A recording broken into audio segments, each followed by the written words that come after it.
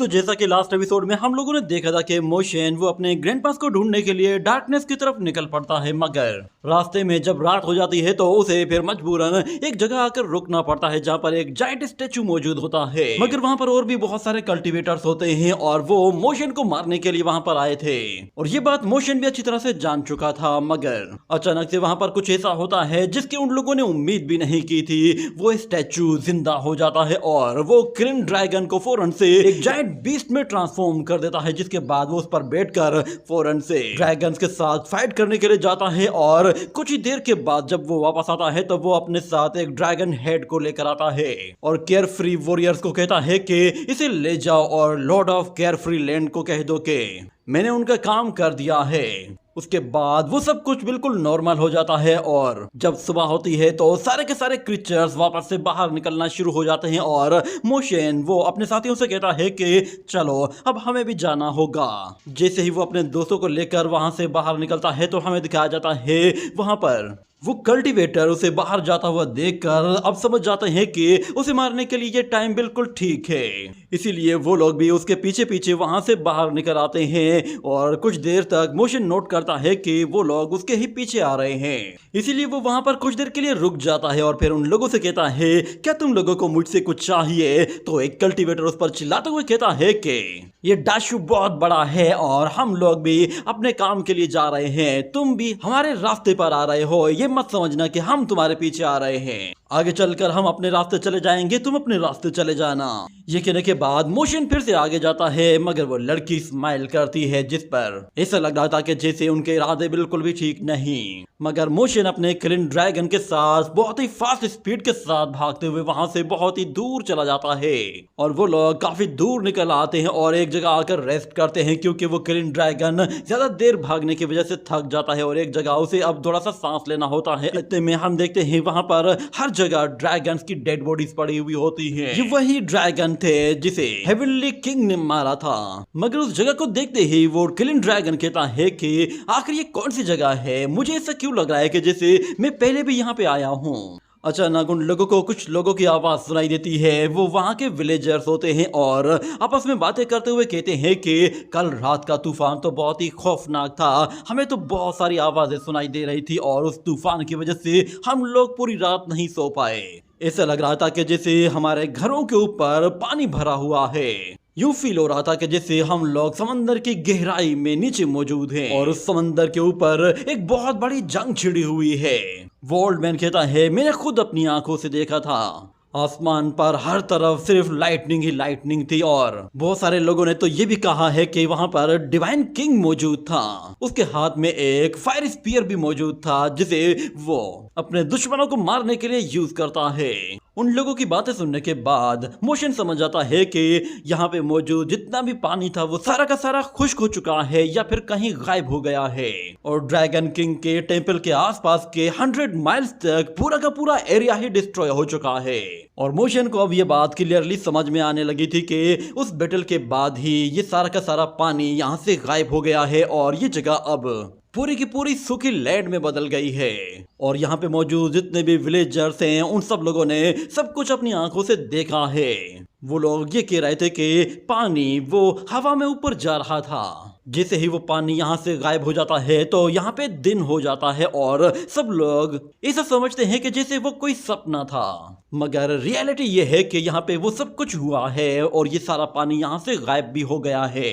अगले सीन में हमें दिखाया जाता है कि मोशन फिर से डार्कनेस की तरफ ट्रेवल करते हुए जा रहा था और उसे फिर से रात हो जाती है और वो एक स्टैचू के पास आकर लैंड करता है और वो लोग उस क्लिन ड्रैगन से नीचे उतर कर वहां पे आते हैं तो उन्हें फिर से वही कल्टीवेटर दिखाई देते हैं। वो कल्टीवेटर उनके पीछे पीछे ही आ रहे थे मगर इतने में अचानक वहां पर हमें पेपर करेंसी दिखाई देती है। उस पेपर करेंसी के वहां पे आते ही सब लोग चौंक जाते हैं और पीछे पड़ते हैं तो अचानक से उन्हें बहुत ज्यादा ठंड लगने लगती है और देखते ही देखते वहां पर एक सोल लैंप अपीयर होती है जिसके बाद उन लोगों को वहां पे लॉर्ड ऑफ यूडू दिखाई देता है। उस लॉर्ड ऑफ यूडो को देखते ही अचानक से डूटियान डीमन किंग को कुछ याद आता है और वो कहता है कि ये वही है। अचानक उसे अपनी पास्ट की मेमोरी याद आती है जिसमें वो कहता है कि मुझे अच्छी तरह से याद है सूरज पूरी तरह से डार्क हो गया था और हर तरफ तबाही मच गई थी। मेरे जितने भी साथी थे वो सारे के सारे मारे जा रहे थे और ये लॉर्ड ऑफ यूडो वहां पे उन सबकी सोल्स को कलेक्ट कर रहा था। मैं सब कुछ अपनी आंखों के सामने होते हुए देख पा रहा था मगर मैं कुछ भी नहीं कर पा रहा था। ऐसा लग रहा था कि जैसे वो सब कुछ मेरे कंट्रोल में है ही नहीं। मैंने ये सब कुछ रोकने के लिए अपना पूरा जोर लगाकर देख लिया था मगर मेरे बस में कुछ भी नहीं था। वो एक बोट को पंच भी मारता है मगर वो एक छोटी सी कश्ती भी इतनी ताकतवर होती है कि वो डूटियान किंग को वहां से उठाकर दूर फेंक देती है और डूटियान डीमन किंग अपनी पूरी दुनिया को अपनी आंखों से बर्बाद होते हुए देखता है। जिसके बाद वो कहता है कि ये लॉर्ड ऑफ यूडो लॉर्ड ऑफ अंडरवर्ल्ड है। मगर हमें दिखाया जाता है कि लॉर्ड ऑफ यूडो वो जब भी जहां जाता है वो किसी की सोल कलेक्ट करता है, इसीलिए वो वहां पे जैसे ही उन लोगों की तरफ देखता है तो वहां पे मौजूद जितने भी लोग होते हैं वो सारे ही नीचे झुक जाते हैं। मगर 3 कल्टीवेटर्स वो लॉर्ड ऑफ यूडो की आंखों में आंखें डालकर देख रहे थे जिसकी वजह से लॉर्ड ऑफ यूडो उन्हें अपने कंट्रोल में कर लेता है और उनकी सोल कैप्चरिंग शुरू करता है। और पीछे मौजूद लोग कहते हैं कि उसकी तरफ मत देखो वरना तुम लोग मारे जाओगे। मगर अब बहुत देर हो चुकी थी। वो लोग अब लॉर्ड ऑफ यूडो के कंट्रोल में जा चुके थे और लॉर्ड ऑफ यूडो उनकी सोल्स को फौरन से उनकी बॉडी से बाहर निकालता है और एक छोटी सी बोट में बिठाकर उन्हें वहां से रवाना कर रहा होता है। अचानक से यहाँ पर मोशन वो अपने डिमोनिक मंत्र को पढ़ना शुरू करता है जिससे वहां पर 9 नेदर वर्ल्ड गेट अपीयर हो जाता है और उस लड़की की और बाकी लोगों की सोल्स भी वापस आ जाती हैं। जिसके बाद हमें दिखाया जाता है कि 9 नेदर वर्ल्ड गेट को देखते ही लॉर्ड ऑफ यूडो उसकी तरफ देखता है तो उसे नजर आता है कि उस गेट को समन करने वाला लड़का वो मोशन है। उसे देखकर वो काफी सरप्राइज होता है और कहता है कि तो ये तुम हो। तो मोशन उसे अच्छी तरह से ग्रीट करता है और उसकी रेस्पेक्ट में उसके आगे झुक जाता है और फिर लॉर्ड ऑफ यूडो से कहता है कि मैं आपसे कुछ जानना चाहता हूँ। ये कहने के बाद वो एक स्क्रॉल बाहर निकालता है और उसमें मौजूद तस्वीरों को दिखाते हुए लॉर्ड ऑफ यूडो से कहता है कि क्या आपने इन लोगों को कहीं देखा है? तो वो लॉर्ड बताता है कि हाँ मैंने देखा है। जिस पर मोशन कहता है कि प्लीज बताइए कि ये इस वक्त कहाँ पे मौजूद हैं। तो लॉर्ड ऑफ यूडो कहता है कि ये लोग केयरफ्री लैंड को ढूंढने के लिए गए थे मगर ये लोग केयरफ्री लैंड नहीं ढूंढ पाए जिसकी वजह से ये लोग वहां फंस गए हैं और बहुत जल्द ये लोग मारे जाने वाले हैं और मेरा एक क्लोन उनकी सोल्स को कलेक्ट करने के लिए जाने वाला है। ये सुनते ही मोशन के पैरों तले जमीन ही खिसक जाती है। वो इतना ज्यादा डर जाता है कि वो फौरन से लॉर्ड ऑफ यूडो से कहता है कि प्लीज मुझे बताइए कि केयरफ्री लैंड कहां पर है। तो लॉर्ड ऑफ यूडो वो डार्कनेस की तरफ इशारा करता है तो मोशन कहता है कि डार्कनेस की तरफ वहां पर तो फेंगडू रियलम है, वो कोई केयरफ्री लैंड नहीं है, मैं तो वहां जा चुका हूं। वो लॉर्ड ऑफ यूडो से कहता है कि प्लीज मुझे बताइए कि मैं ट्रू केयरफ्री लैंड को कैसे ढूंढ सकता हूँ, वो कहाँ है। ये सुनकर वो लॉर्ड ऑफ यूडो थोड़ी देर के लिए खामोश हो जाता है और ऐसा लग रहा था कि जैसे उसके पास या तो उसकी इंफॉर्मेशन है ही नहीं या फिर उसे केयरफ्री लैंड की इंफॉर्मेशन को शेयर करने के लिए मना किया गया है। वो कोई जवाब दिए बगैर ही अपनी लैंप लेता है और वहां से फौरन से गायब हो जाता है जिस पर मोशन भी बिल्कुल हैरान हो जाता है कि आखिर केयरफ्री लैंड ऐसी क्या जगह है कि जिसके बारे में कोई कुछ बात तक नहीं करता। और अचानक वहां पे मौजूद एक डिसाइपल खड़ा होता है और वो मोशन पर चिल्लाते हुए कहता है कि तुम पागल हो क्या, तुमने हमें जान से मरवा दिया था। मगर फिर वो चुप करके बैठ जाता है और मोशन अपने 9 नेदर वर्ल्ड गेट को भी फौरन से वहां से गायब कर देता है और फिर उन लोगों से कहता है कि मैं तुम में से किसी एक को भी नहीं जानता, मुझे बताओ कि तुम लोग कौन हो और कहां से आए हो। ये सुनते ही वहां पे मौजूद उन लोगों का सीनियर कहता है कि अगर डीमन सेक का मास्टर पूछ ही रहा है तो हम लोग बता देते हैं, वैसे भी अब छुपाने के लिए कुछ भी नहीं बचा। हम सारे के सारे लोग स्टार नाइट हेवनली गेट सेक के डिसाइपल्स हैं। मेरा नाम मास्टर चीयुन है और मेरे मास्टर का नाम लुओ शिंग ही है। ये मेरा नालायक डिसाइपल शाओ युआन है।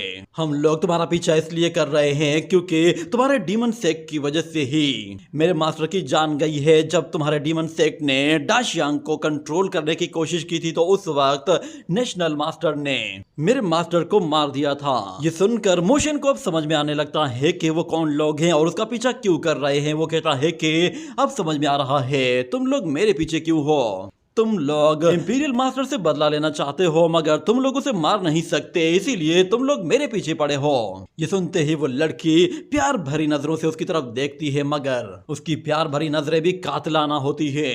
ऐसा लग रहा था कि जैसे उन लोगों के बीच में बस अभी फाइट शुरू होने वाली है और एक दूसरे को जानने के बाद तो अब उनके बीच में कोई वजह बची भी नहीं थी कि वो लोग एक दूसरे के साथ फाइट ना करें। वो सब के सब लोग अपने अपने वेपन्स बाहर निकालना शुरू करते हैं और अचानक उन लोगों को कुछ ज़ेन मंत्र सुनाई देते हैं। वो आवाज सुनते ही वो लोग फौरन से अपने वेपन्स वापस रख लेते हैं और उस डायरेक्शन की तरफ देखते हैं जहां से वो आवाज आ रही थी। अचानक एक लाइट अपीयर होती है और उसके साथ साथ एक बड़ी फॉर्मेशन के साथ उन लोगों को बहुत सारे डिवाइन मंत्र सुनाई देते हैं और एक पावरफुल मॉन्क वहां पर आता है और वो आते साथ ही कहता है कि माफ करना पर मैं तुम्हें थोड़ी सी तकलीफ देने वाला हूँ। इतने कहने के साथ ही वो उन लोगों के ऊपर एक जोरदार ग्रेविटी प्रेशर डालता है जिससे वो उन लोगों को सप्रेस करने की कोशिश करता है और उन लोगों से कहता है कि मैं बस यहाँ से गुजर रहा था इसीलिए मैंने सोचा तुम लोगों को भी देखता चलो। इतने में हमें वहां पर उसके साथ जायंट मंकी दिखाई देता है। उसके हाथ में शिकी लुओ रेलिक होता है।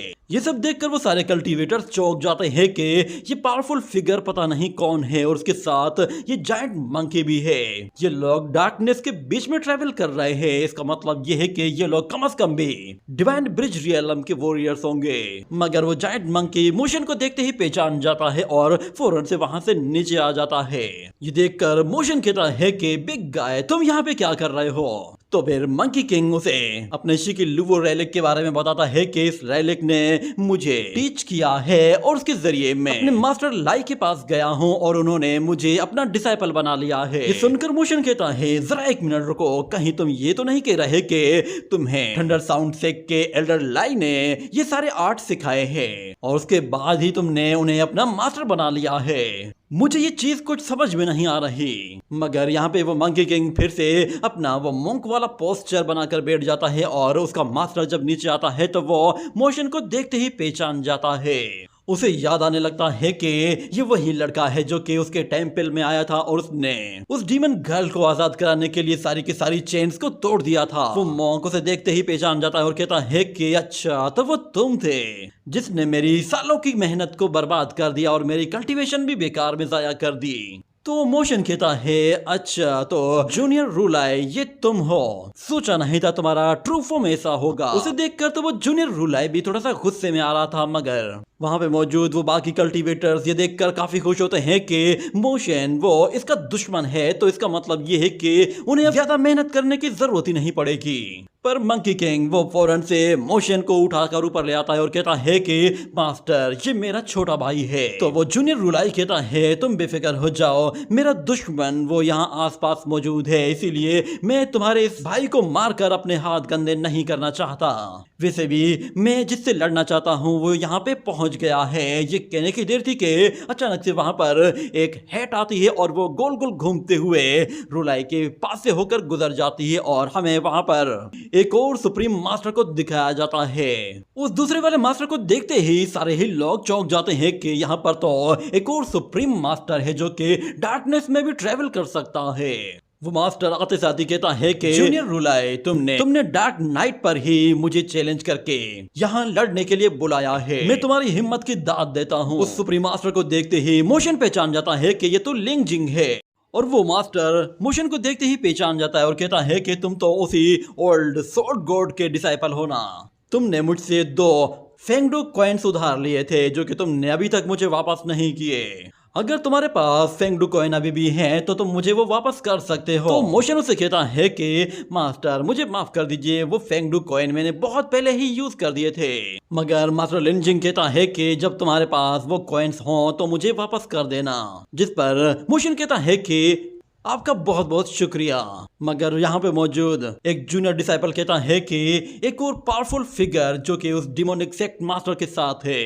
मगर फिर मास्टर लिन जिंग वो उस मॉन्क से कहता है कि ये डार्कनेस की रात है और यहाँ पे स्नोफॉल भी हो रही है, तो ये तुम्हें मारने के लिए बिल्कुल परफेक्ट नाइट है। मगर ये जगह लड़ने के लिए बिल्कुल भी ठीक नहीं है। मेरे ख्याल से हमें कहीं दूर किसी ऐसी जगह जाकर लड़ना होगा कि जहाँ से किसी और को कोई नुकसान ना हो। तो जूनियर लाई कहता है ठीक है तो फिर तुम चलो, मैं आता हूँ। ये कहने के साथ वो जैसे ही जाता है तो जूनियर रुलाई भी उसके पीछे चला जाता है। और वहां पे मौजूद जितने भी लोग थे वो खड़े होकर बस तमाशा देख रहे थे कि जैसे ही वो लोग वहां पर गए थे उनकी लड़ाई की वजह से वहां पर बहुत तेज बारिश होना शुरू हो जाती है।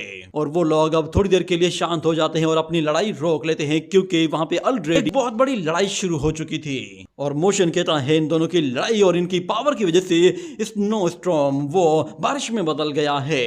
मैं पहली मर्तबा डार्कनेस के बीच में बारिश होते हुए देख रहा हूँ। वहां ये लड़ाई सारी रात चलती रहती है और जब सुबह होती है तो एक आंख वाले क्रीचर वो अपनी आंख के नीचे से जबान बाहर निकालते हैं और फौरन से बाहर आकर दिन के उजाले के मजे लेने को निकल जाते हैं। मगर दूसरी तरफ सिचुएशन बिल्कुल उलट हो चुकी होती है। मोशन देखता है वहां पे मौजूद जितने भी लोग हैं वो सारे के सारे अब लड़ने के लिए तैयार हो चुके हैं और बस अपने वेपन निकालने के लिए बैठे हैं। जैसे ही वो लड़की कहती है यही सही टाइम है, ये कहते ही वो फौरन से सोर्ड्स निकालते हैं और अपनी सोर्ड्स का अटैक कर देते हैं। मगर हम देखते हैं कि डूटियान डेमन किंग सारी सोर्ड्स को रोक लेता है और लॉन्ग पेंग जाते साथ ही उस जायंट स्नेक पर झपट पड़ता है और उसे दबोच लेता है।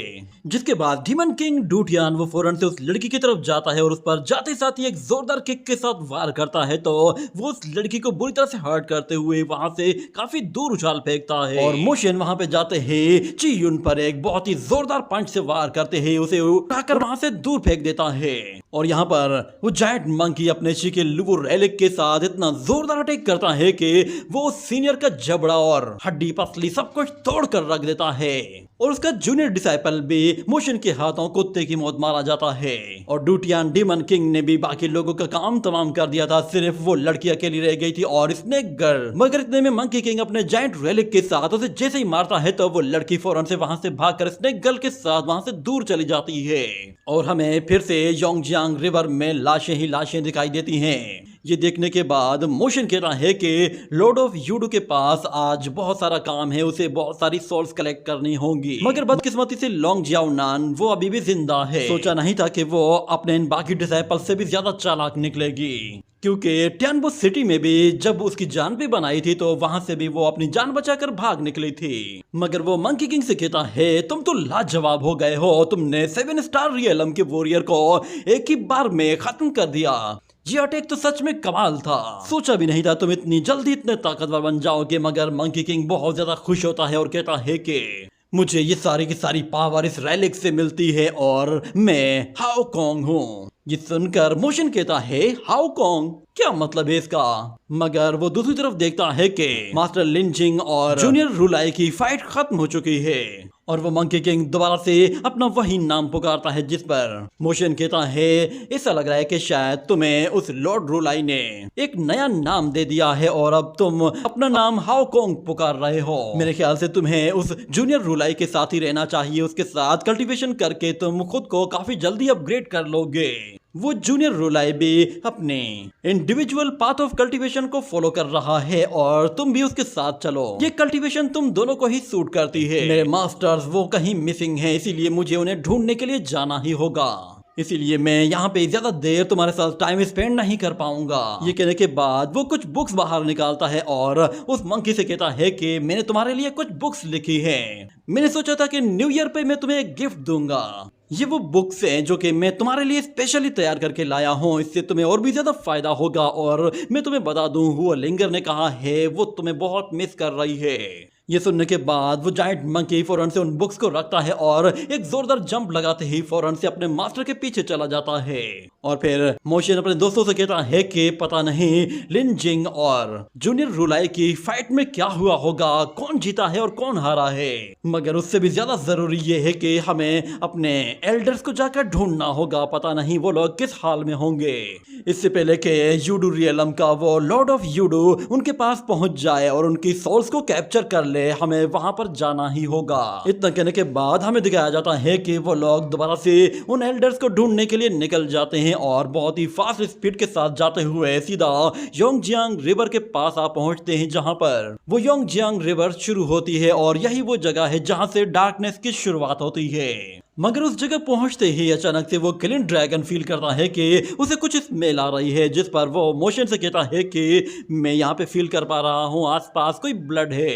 ये सुनते ही डीमन किंग डूटियान कहता है कि तुम्हारा ये क्रीचर कोई किलिंग ड्रैगन है या फिर कोई पालतू कुत्ता है, इसे इतनी दूर से ही किसी भी चीज की स्मेल कैसे आ जाती है। मगर मोशन नीचे की तरफ देखता है तो नीचे उसे कोई चीज दिखाई दे रही थी, जिसके बाद वो उस किलिंग ड्रैगन से वहां पर रुकने के लिए कहता है और अपनी डिवाइन आइज के जरिए देखने की कोशिश करता है कि वहां पर क्या चीज मौजूद है। इतने में उसे दिखाई देता है कि वहां पर एक बहुत बड़ी सोर्ड फॉर्मेशन बनी हुई है और वहां हजारों की तादाद में सोर्ड्स हो सकती हैं, जो कि किसी ने अपने आप को प्रोटेक्ट करने के लिए लगाई हैं। और उसे ये बात भी अच्छी तरह से मालूम होती है कि वो शख्स जो कि यहाँ पे मौजूद है उसने बाहर के लोगों को अंदर आने से मना किया हुआ है, इसीलिए उसने ये बैरियर बनाया है। और हमें दिखाया जाता है वो शख्स कोई और नहीं बल्कि एल्डर लिन जिंग ही होता है, जो कि उस फाइट में बुरी तरह से जख्मी हो गया था और यहाँ पे पड़ा होकर खुद को रिकवर करने की कोशिश कर रहा था। वो मोशन से कहता है कि वाकई में उस ओल्ड स्वॉर्ड गॉड की नजर काफी अच्छी है, उसने अपने लिए बिल्कुल सही डिसाइपल चुना है। मैं असल में बहुत ज्यादा जख्मी हो गया हूँ, इसीलिए मैंने यहाँ पे मौजूद वाइल्ड बीस्ट को अपने आप से दूर रखने के लिए ये फॉर्मेशन बनाई है, ताकि वो लोग मेरी वीकनेस का फायदा उठाकर मुझे मारने की कोशिश ना करें। तो मोशन कहता है कि मैं एक मेडिकल डॉक्टर भी हूँ, अगर आपको मेरी कोई हेल्प चाहिए तो आप मुझसे कह सकते हैं। ये सुनते ही एल्डर लिन जिंग फौरन से उस सोर्ड फॉर्मेशन को वापस से डीएक्टिवेट करने के लिए अपने हाथ में ही उसे कंबाइन करके फौरन से मोशन को अंदर आने का मौका देता है। तो मोशन अपने उस किलिंग ड्रैगन के साथ नीचे आ जाता है और उस एल्डर से कहता है कि मुझ पे भरोसा करने के लिए आपका शुक्रिया। ये कहने के साथ ही यह एपिसोड यहीं पे ही एंड हो जाता है, जिसके बाद हम लोग अगले एपिसोड में देखने वाले हैं कि मोशन जब डार्कनेस के अंदर जाएगा तो उसे एक बड़ा सा फेस दिखाई देता है, जो कि असल में उस मून शिप के अंदर मौजूद होता है। और मोशन उस शिप को यूज करने के लिए अपनी पावर यूज करता है, जिस पर वो जायंट फेस उससे कहता है कि ऐसा मत करो, तुम्हारे अंदर इतनी पावर नहीं है कि तुम उसे कंट्रोल कर सको, कहीं ऐसा ना हो कि ये मून शिप तुम्हें ही निगल ले। मगर हमें वहां पर एक और ओल्ड मैन को भी दिखाया जाता है, वो भी उन लोगों के साथ होता है और कहता है कि अरे नहीं, ये तो फेंगडू रियलम के गॉड्स हैं और वो अलर्ट हो गए हैं। और अगले सीन में हमें एक पुराना सा डीमन दिखाया जाता है, जो कि मोशन का पुराना दुश्मन था और पहले भी वो उसके साथ फाइट कर चुका था। उसे देखते ही वो मोशन से कहता है कि फाइनली तो तुम वापस आ ही गए। और फिर हमें एक और सीन दिखाया जाता है जिसमें मोशन उस ओल्ड मैन से कह रहा होता है कि क्या वो मिस्टीरियस जगह लैंड ऑफ केयरफ्री है। और उस मून शिप में मौजूद वो जायंट फेस मोशन से कहता है कि क्या तुम केयरफ्री लैंड से आए हो, तो तुम यहाँ पे क्या कर रहे हो।